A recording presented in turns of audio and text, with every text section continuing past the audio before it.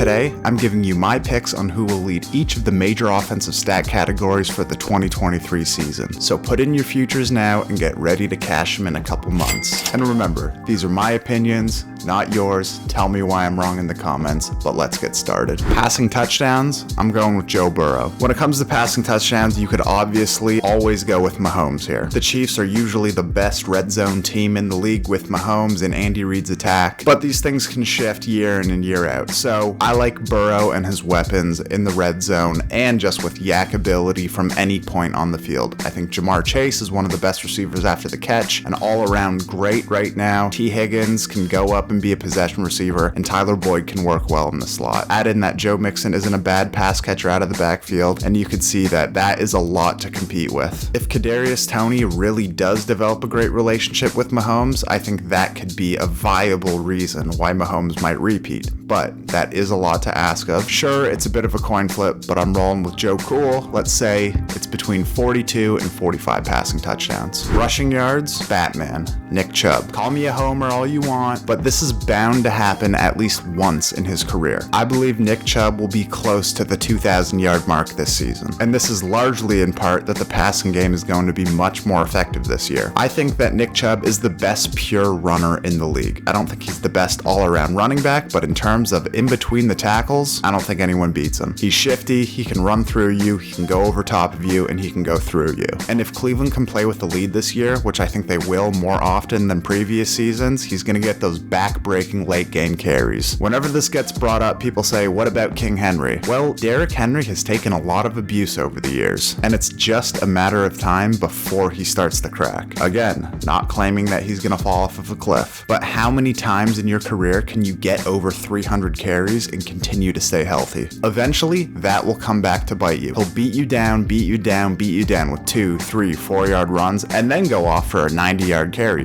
But again, how long can we expect that to happen? Chubb's career average yards per carry is 5.2, and he's never had a season where he averaged less than 5 yards per carry. He's also only broken the 300 carry mark once in his career, and it was last season with 302. I think a more balanced attack that Cleveland has to offer is going to really help Chubb, and for that reason, he is going to be the rushing yards leader this season. Look for Chubb to have 1,850 yards this year. Rushing touchdowns. I'm going in with a bit of a sleeper pick this year, or at least sleeper pick in some people's eyes, Bijan Robinson. The situation he's entering in Atlanta is just about as good as it could get for a rookie running back. Atlanta has a sneaky good run scheme and a solid offensive line, and of course, they play in the NFC South. With Tyler Algier in the mix and able to carry the load down the field, I think they'll depend on Robinson in the red zone and let him use his athletic ability to jump over the line of scrimmage and score those quick 1-2 yard touchdowns. Combine this with the fact that he has breakaway speed to score at any distance on the field, and I'd say that it's a reasonable risk to pick Bijan Robinson as the 2023 rushing touchdowns leader. I'll pick him to score 15 touchdowns this year. Receptions. With all of the different ways you can involve Tyreek Hill in the pass game, I think it's a no-brainer that he's going to be the reception leader this season. With Tua's concussion problems, he's going to want to get the ball out of his hands quickly, so they're going to design up different ways to get Tyreek Hill involved with quick hitches, screen passes, and this approach will likely be a staple in the Finns' offensive attack. And I'm not saying that they won't stretch the field, but it'll be a great way to get him involved quick, because Tyreek Hill is maybe the best player after the catch we've ever seen. Only because of his size is forgotten as one of the better possession receivers in the NFL. He's surprisingly dominant in 50-50 ball scenarios, and we've seen with Hill over and over again, even a ball that goes 1 yard downfield is liable to go all the way to the house. Even a ball that's fumbled backwards is liable to go to the house. He's going to get 10 to 12 targets a game regularly, so expect him to have 130 to 135 catches and be the receptions leader. And for receiving yards, we're sticking with Cheetah. Like we mentioned, every time the ball's in his hands, he has the ability to go the distance. His yards after the catch are unbelievable. The most impressive thing is his ability to decelerate and then accelerate again back to top speed. He could take a drag route to the house, or he can catch a ball downfield against a prevent defense and make everyone look like it's a pee-wee game. I think it's a huge year for Tyreek Hill. I don't think he'll get the Triple Crown, but I think receptions and yards are his to take, and I wouldn't be surprised if he gets very close to the 2,000 yard mark that he set out for himself. My guess is he'll be between 1,875 yards and 1,950 yards. And receiving touchdowns. This is a tough one because sometimes the game's best receivers get double or even triple teamed in the red zone. Because of this, the receiving touchdown leader either has to be a sleeper on an undervalued team or a big-time player who can get lost in the lineup because his teammates are also threats. For that reason, I'm rolling with A.J. Brown and predicting that he'll score 14 touchdowns this year. You have to respect DeAndre Swift, Jalen Hurts' running and throwing ability, Dallas Goedert, and Devontae Smith. This equates to one-on-one matchups with one of the game's most physically dominant and reliable receivers. Additionally, this will be Jalen Hurts and A.J. Brown's second season together, so you could only reasonably expect that their connection will improve and the touchdown number will as well. Passing yards,